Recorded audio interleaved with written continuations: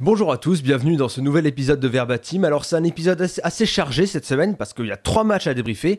Il y a d'abord la réception de Limassol en Europa League, le déplacement à Nice et le dernier en date, la réception de Lille avec cette défaite de buts à 1. Donc on perd pas de temps dans les intros, tout ça, on va direct dans le vif du sujet, c'est parti. Alors, Limassol. Bon, au final, on va passer assez vite sur ce match parce que c'était déjà il y a une semaine. L'adversaire faible, très clairement, on va pas se mentir. Limassol, c'était extrêmement faible. D'ailleurs, ils offrent le premier but à Diakaby sorti de nulle part. Enfin voilà, c'est vraiment un cadeau. C'est le genre de choses qui peut pas arriver pour une équipe qui a des ambitions en Europa League. Je veux dire, c'est pas possible de voir ça. Donc voilà, on comprend direct que Limassol est assez faible et posera relativement peu de problèmes à l'OL si ça joue sérieusement. Ce qui est le cas, sans être flamboyant ni outrageusement dominateur, Lyon arrive à obtenir une victoire sur un score large, score qui peut être trompeur parce que Limassol a quand même la possession, ça a marqué les gens, j'ai vu. Beaucoup de supporters regrettent qu'une équipe comme Limassol puisse se pointer à Lyon et avoir la possession. C'est vrai que les supporters sont pas forcément habitués à ça, mais bon, si c'est l'identité de jeu qui a été choisie et que ça marche, il n'y a pas vraiment de raison de s'en plaindre. C'est pas le football qu'on voudrait peut-être voir, mais bon, si ça marche, pourquoi pas. A noter la blessure de Traoré parce qu'il est out jusqu'en janvier, donc c'est important. Et le but de Miziane, sur lequel il a complètement cassé les reins de son défenseur. Je trouve ça positif parce que il est de plus en plus pertinent dans ses entrées, je trouve. Voilà, il avait un peu de mal au début, il fait une bonne préparation, il montre des belles choses. Les entrées qu'il fait depuis le début de la saison, c'était un petit peu... Bon, il y avait des choses à corriger. Là c'est mieux, j'étais assez content qu'il marque parce que ça montre qu'il progresse et ça le récompense. Il marque contre Nice après d'ailleurs, donc voilà. C'est un nouveau jeune qui arrive et qui donne satisfaction dans une certaine mesure. Ça, c'est extrêmement positif. Après, comme je l'ai dit, le score, il est trompeur. Et il est grandement dû à la faiblesse de Limassol, conjugué à la qualité offensive lyonnaise. Mais c'est pas non plus un match référence, c'est pas un match sur lequel on pourrait s'étendre pendant des heures, parce que, voilà, Limassol bien trop faible pour rivaliser avec un OL en grande forme et qui avait une excellente dynamique à ce moment-là. Ensuite, on va passer sur le match de Nice. Nice, au coup d'envoi, se présente avec un 3-5-2. Alors la question qui arrive tout de suite, c'est est-ce qu'ils vont vouloir imiter ce que Montpellier a fait au Groupama Stadium? C'est ce qui semblait logique, parce que Montpellier, comme je l'ai dit sur l'épisode dernier, a vraiment montré la voie à toutes les autres équipes sur comment bloquer l'OL. Donc il était logique, entre guillemets, que Lucien Favre s'en inspire, étant donné que son équipe a des gros soucis en ce moment. Côté lyonnais, c'est un 4-3-3, avec l'absence de Fekir, l'absence de dernière minute. Donc c'est le 4-3-3 auquel on est habitué quand Fekir n'est pas là, c'est-à-dire qu'on renverse le triangle du milieu. C'est somme toute assez classique, et on va voir que ça a très bien marché. Nice en phase offensive, ça ressemble à un 3-4-1-2, assez classique là aussi, c'est une défense à 5, mais bon, pourquoi pas, si ça marche, ça peut être très intéressant. Le problème, c'est que ça marche pas du tout. Le premier but, il arrive sur un ballon récupéré par Touzard, et un super centre de Maxwell Cornet. Et j'ai beaucoup aimé aussi la finition de Memphis. Je voulais souligner le centre de Maxwell Cornet parce que je pense que ça lui fera du bien d'être décisif. Il fait vraiment un bon match dimanche dernier, donc voilà, c'est à dire aussi.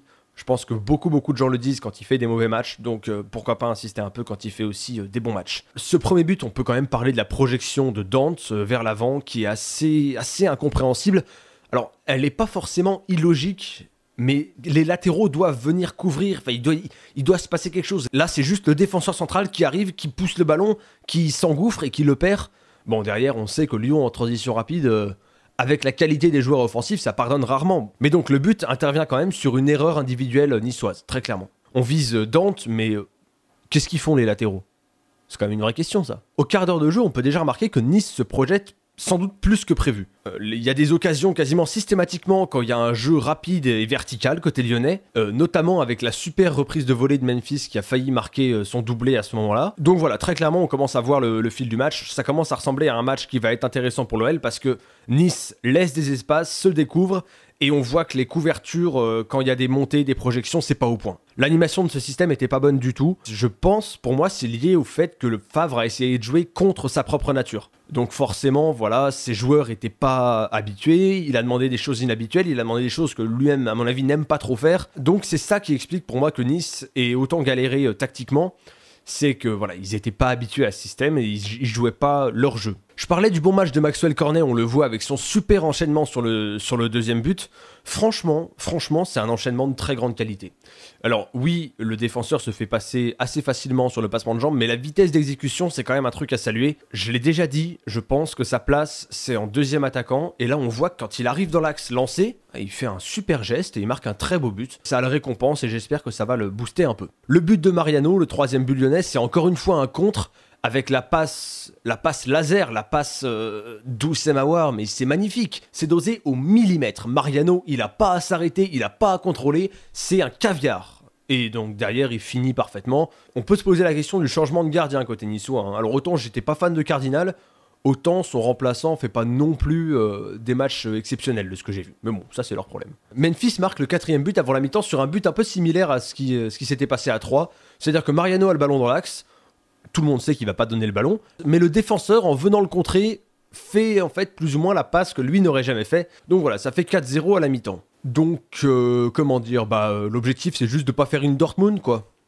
À 4-0 à la mi-temps, normalement t'as le match en main, sauf quand t'as Pierre-Emerick Aubameyang dans ton équipe. Donc Lyon, on peut se dire que Lyon va gérer la deuxième mi-temps sans trop de problèmes. C'est ce qui se passe, même si Nice revient en se réorganisant, en mettant plus d'intensité et plus d'impact dans les duels, donc forcément ça va mieux. Côté lyonnais, bon, à 4-0, on se dit on va gérer, il y a un match dans 3 jours, we have a game on mercredi, comme dirait l'autre. Donc voilà, il n'y a pas vraiment besoin d'aller enfoncer le clou. Misiane rentrera et marquera le dernier but. Ça, comme je l'ai dit, ça fait plaisir. C'est vraiment sympa de voir d'autres attaquants, de voir des alternatives qui commencent à se proposer. J'étais pas fan de ses rentrées pour l'instant. Là, il commence à montrer des choses vraiment intéressantes pour la suite, donc c'est cool. Au final, victoire 5-0, victoire très très nette. Alors, peut-être un peu trop nette, peut-être que ça a donné beaucoup de certitude à cet effectif et que du coup, ils ont oublié qu'il fallait quand même faire des efforts. Mais dans tous les cas, c'est un super match de l'OL et j'ai trouvé que c'était un match intéressant collectivement. Et c'est assez rare. J'ai l'impression que Bruno Genesio a réussi à construire un collectif. Ça a pris 4 mois depuis le début de la saison, mais là... Alors, le derby est sans doute pour beaucoup là-dedans. Hein. Je pense que c'était une expérience tellement marquante, je pense que les gens ont tellement été transcendés par ce qui s'est passé que... Voilà, il s'est passé quelque chose à ce moment-là peut-être. On sent de plus en plus un collectif et de moins en moins un amas d'individualités qu'on met ensemble et dont on espère qu'elles feront la différence d'une manière ou d'une autre. Donc ça, c'est quelque chose que j'apprécie. Ça ressemble de plus en plus à une équipe, à un groupe. Typiquement, ce qu'on a vu contre Nice, c'était le meilleur de l'OL. Quand l'équipe d'en face se projette comme ça, quand ça laisse des espaces et que les attaquants sont en réussite, et les milieux de terrain inspirés, forcément ça donne ça, avec ou sans Fekir. En transition rapide, il y avait des occasions quasi systématiques. C'est une tendance qui se dégage dans le jeu lyonnais, ça fait partie du jeu lyonnais. Encore une fois, c'est pas forcément le football qu'on voudrait voir, mais si ça marche, je suis pas forcément contre. Comme il faut parfois le rappeler à certains, il n'y a pas un seul football, il n'y a pas une seule manière de jouer, et si l'OL a choisi ce jeu, il faut espérer que ça les mène le plus loin possible. Après, comme on va le voir, les transitions rapides, la verticalité et le fait de finir vite les actions, c'est sympa, mais ça marche pas à tous les coups. Collectivement, j'ai trouvé que chaque joueur avait fait une prestation globalement intéressante. Alors, mention spéciale quand même pour Memphis qui marque son doublé dans un gros match. Hein. Nice, c'est pas n'importe qui non plus. Je pense qu'on peut dire aujourd'hui que c'est quelqu'un qui amène à l'OL. Et comme j'en avais parlé après son triplé contre 3, je pense que petit à petit, il emmagasine de la confiance qui fera qu'il sera encore plus décisif. Je sais pas si c'est clair pour vous. Dans ma tête, ça marche en tout cas. Mais je pense que c'est un joueur, plus il est en confiance, mieux c'est, et plus il va être important pour l'équipe. Donc tant mieux, il marque 2 buts sur ce match. Il est dépité de sortir, alors on a eu un pétage de plomb de Christophe Josse comme il fait parfois. Je comprends pas bien ce mec d'ailleurs.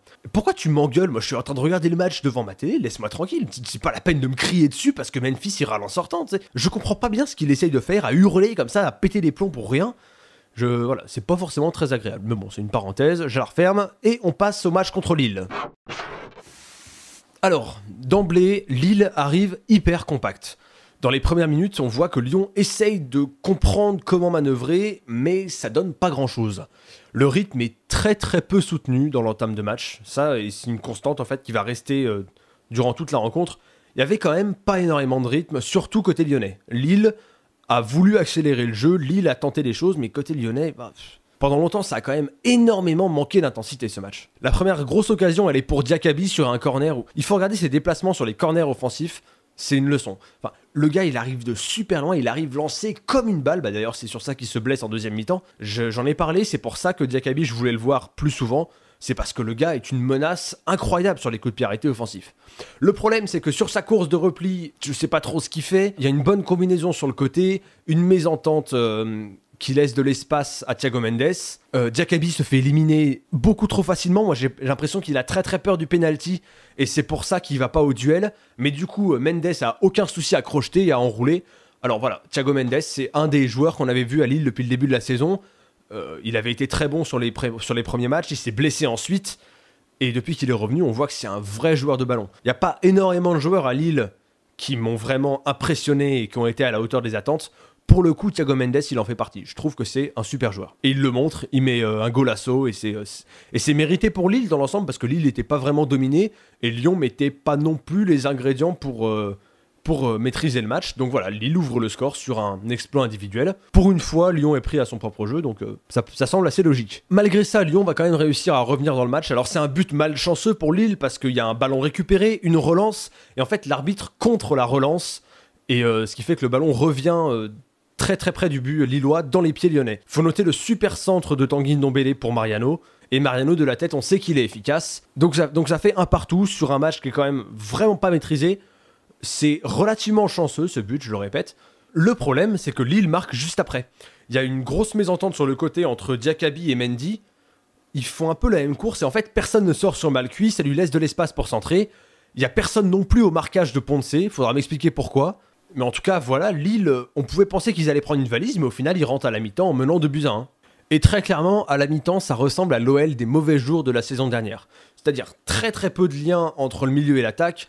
Quasiment un 4-2-4 parce que Fekir, pour essayer de créer un peu devant, il va aller se mettre très très près de Mariano, mais du coup il n'y a pas les projections qui suivent. Enfin voilà, dans l'occupation de l'espace, c'est vraiment vraiment très très moche à regarder. C'est pour moi l'OL de la saison dernière, le mauvais OL de la saison dernière, je précise, et ça m'avait pas manqué, très clairement. En début de deuxième mi-temps, c'est l'hécatombe. Il y a des blessés de tous les côtés, notamment Diakaby et Ndombele qui étaient sortis à la mi-temps, et Amadou côté lillois. Autour de la 50e minute, on commence à voir des occasions côté lyonnais, notamment le long ballon incroyable donné par un défenseur pour Memphis. Le contrôle parfait, mais il balance sa frappe dans les nuages. Bon, c'est dommage, ça peut arriver. Mais ça aurait été un but magnifique, parce que le ballon qui doit faire quelque chose comme 60 mètres, il est dans ses pieds, le contrôle, il y a de la colle. Mais la finition, ça va pas. C'est dommage, c'est dommage. D'autant que juste après, il y a un penalty obtenu par Maxwell Cornet, mais que Fekir rate. Alors, on peut se poser la question d'avoir fait jouer Nabil Fekir quand même. On savait qu'il était malade dimanche. Je me demande dans quelle mesure c'était utile de le faire jouer, sachant qu'il avait clairement pas l'air à 100%. Et voilà, je sais pas, fait frapper quelqu'un d'autre sur le penalty s'il est pas bien. Enfin, à mon avis, il y a quelque chose qui a mal été fait de ce côté-là. Et je pense que j'aurais préféré voir Fekir préservé parce qu'il reste encore pas mal de matchs. Et le même 4-3-3 qu'à Nice. Peut-être avec un Misiane dès le début si on veut faire un peu tourner. Mais voilà, je sais pas s'ils remettent ce 4-2-3-1. Le 11 type entre guillemets, c'était l'option la plus intéressante. Sur le milieu de la deuxième mi-temps, on a quelques occasions. Mais encore une fois, il y a très très peu d'intensité. Il y a très très peu d'idées en attaque placée. On commence vraiment à se rendre compte que c'est la galère absolue, quoi.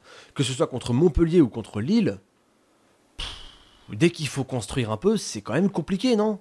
Toutes les équipes vont pas jouer comme Nice avec des projections de défenseurs centraux non compensées, avec un milieu absent. Enfin voilà, il va falloir commencer à s'adapter à ce que fait l'adversaire et commencer à travailler les attaques placées parce que c'est quand même le néant à certains moments. Alors ça s'enflamme en fin de match. La fin de match, j'ai rarement vu ça, hein. Le nombre d'occasions qui rentrent pas, je ne sais pas comment, c'est assez incroyable, très franchement. Mais il faut pas oublier que c'est sur 10 minutes ça, et que les 80 autres étaient très très pauvres. Et tu peux quand même te demander qu'est-ce qui se passe si tu entames le match comme tu le termines. Alors cette défaite, elle a des explications à mon sens, elle vient pas de nulle part. Je pense qu'il y a un premier facteur qui est le physique, parce que j'ai vu très peu de gens en parler, mais il faut voir que c'était le 3e match en une semaine. C'est pas anodin, c'est normal qu'il soit pas forcément dans un état de fraîcheur absolu. Mais ça n'excuse pas tout. Il y a des vraies lacunes tactiques qu'on voit sur ce match, comme on les avait vues contre Montpellier. Il y a une incapacité de jouer face à un bloc bas, regroupé, compact et cohérent. Quand c'est une équipe qui n'arrive pas à mettre cette idée en place, c'est facile. Quand c'est une équipe qui se projette, bah là c'est open bar quasiment, à l'image de Nice et Saint-Etienne. Mais quand c'est une équipe qui arrive avec l'ambition de préserver son but, de faire un effort solidaire, collectif, et de laisser très peu d'espace, bah, On dirait que Lyon n'a pas de solution. Pour moi, c'est tactiquement, il faut travailler là-dessus. Parce que Lyon est trop facilement neutralisable. Il suffit de se pointer avec une assise défensive correcte et des valeurs de solidarité et de combativité pour obtenir un résultat. C'est pas possible. Si Lyon veut faire quelque chose cette saison, il va falloir répondre à ce genre de problématique. Parce que du coup, les équipes, elles sont pas bêtes, hein. Elles ont vu le match contre Montpellier, elles ont aussi vu le match contre Lille, donc c'est quand même de plus en plus facile de savoir comment jouer l'OL, il suffit d'être solide derrière, et t'as des occasions, parce que du coup, il y a plus de projections, mais elles sont mal faites, et Lyon laisse des espaces en se découvrant. Donc c'est beaucoup trop facile, et il faut travailler sur ces attaques placées, peut-être avoir un système différent pour ce genre de rencontre, être capable de passer d'un système à l'autre en plein match, enfin je sais pas, mais il y a des choses à travailler, il y a encore une fois, les projections des milieux, c'était insuffisant. Les latéraux sur ce match, ils étaient vraiment pas au niveau. Donc voilà, il y a des choses à travailler. Genesio n'est pas à licencier immédiatement après ce match, tout comme il n'était pas à glorifier après le match contre Nice. Il faut rendre à César ce qui appartient à César. Il y a une progression de l'OL qui est assez évidente. J'ai les chiffres sous les yeux là. L'OL, c'est 4 points de plus par rapport à la saison dernière à la même époque. C'est aussi 10 buts marqués en plus et surtout 4 défaites de moins. C'est pas rien. Donc Lyon avance, Lyon progresse, je pense que c'est de mauvaise foi de dire le contraire. Ça avance doucement, mais ça avance. En début de saison, il n'y avait juste pas d'animation offensive. Ces derniers temps, on commençait à voir quelque chose qui se développait. Alors c'était des contres, c'était beaucoup de verticalité, et c'était assez peu de construction, mais il y avait quelque chose. Je pense qu'il y a une cohésion et des automatismes qui arrivent, il faut progresser dans ce sens, et surtout arriver à trouver la solution face à des blocs regroupés, compacts, et qui en gros ne vont pas donner le match en laissant des espaces aux éléments offensifs. Bon, dans tous les cas, voilà, c'est que la deuxième défaite de la saison, il n'y a pas de raison de s'alarmer. Genesio dit que ça fait partie des aléas d'une saison. Faut pas oublier qu'avec plus de réussite, Lyon aurait pu gagner, mais ça n'aurait pas été mérité. Et vraiment, quand tu analyses le match, tu l'analyses pas sur les 10 dernières minutes ou sur le résultat. Tu essaies de voir le truc dans son ensemble, et c'était pas suffisant. Donc Lyon aurait pu gagner grâce à cette fin de match où c'était un peu le bordel, mais ça n'aurait pas été mérité. Avant la trêve, il reste Caen, Amiens, Marseille et Toulouse. Donc les deux premières équipes citées, ce sera pas facile du tout. Caen, c'est pas mauvais cette saison. Amiens, ils surprennent. Il y a beaucoup d'équipes qui se sont cassées les dents dessus. Donc c'est vraiment des matchs qui vont être difficiles à gérer et dans lesquels il va falloir être sérieux. Parce que si l'OL arrive en pensant que c'est gagné d'avance, il y a de bonnes chances de se faire surprendre derrière. Et alors le match contre Marseille, j'en parle même pas, il sent la poudre comme jamais celui-là. Marseille a rarement été aussi bien classé sur la période récente. Il va y avoir un vrai enjeu comptable. Les Lyon-Marseille, c'est toujours tendu. Et c'est en plus le match que les Bad Guns ont choisi pour leur 30e anniversaire, d'après ce que j'ai compris. Donc ça risque d'être quand même un match assez dingue. Perso, j'ai vraiment hâte d'y être, ça va être le feu, et c'est sans doute l'un des tournants de la saison. En tout cas, d'ici la trêve, l'idée c'est de bien finir pour pas ruiner la belle série qui a été lancée, et qui a permis à Lyon de se retrouver assez bien classé. Bon voilà, sur ce, ça a été un épisode un peu long forcément parce qu'on avait beaucoup de matchs à débriefer. Comme d'habitude, n'hésitez pas à réagir, à me faire part de vos analyses, de vos réactions, de vos remarques, aussi bien sur mon Twitter ou sur le Twitter Football que sur Facebook ou sur YouTube. Et puis voilà, j'ai plus qu'à vous souhaiter une bonne semaine en attendant de vous retrouver mercredi prochain.